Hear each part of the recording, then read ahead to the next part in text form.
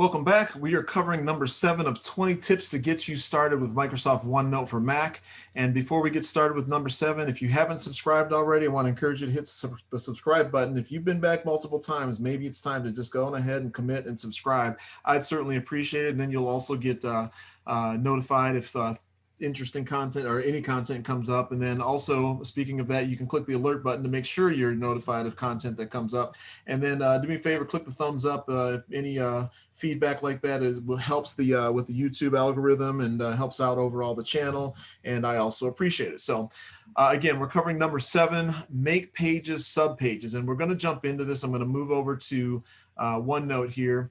And so you see we have a couple of pages, and if you've been following the other prior videos, if not, you can go back and look at those. The playlist is linked in the description here.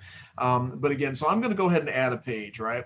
And I'm just going to call this page recruiting notes, okay? And there we go. And I'm going to put this one up above here, okay? And then I'm going to make another page that says scouting notes, okay?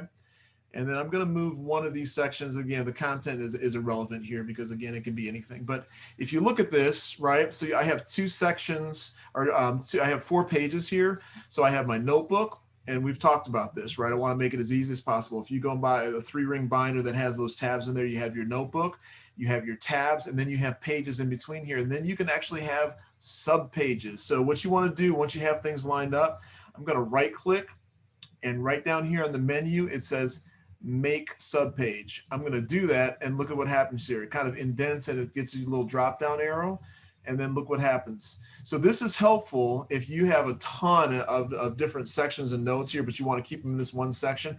As you have 50 or 60 different subpages in here for each one of these sections, you can easily collapse those. And let me just make this one a subpage as well, right? You can collapse those to give yourself more real estate here so it doesn't get quite as busy, okay? So the other thing that you can do here with these subpages, you can drag and drop within the subpages here, right?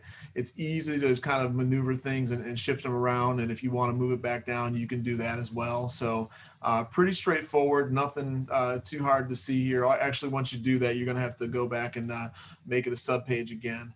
But again, not too bad, not too difficult, right? And then you can go back and you can promote the subpage. That means it'll bring it back to the same level as your parent page. So the scouting notes, watch what'll happen. That drop down arrow next to scouting notes, when I promote the subpage, it should disappear, and it does. And we're going to do the same thing here. We're going to promote this subpage, and that other drop down arrow that was next to recording notes will disappear. Going to do it one more time for you, okay? And this is just you're at the home page here, right? You can be on any tab, it doesn't matter as long as this menu is showing here.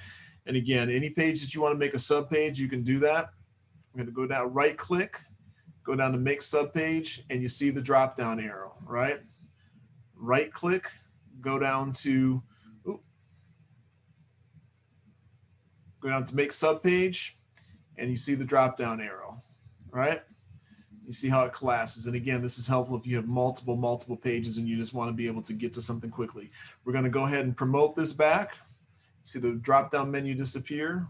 We're going to go ahead and promote this subpage back to the top level.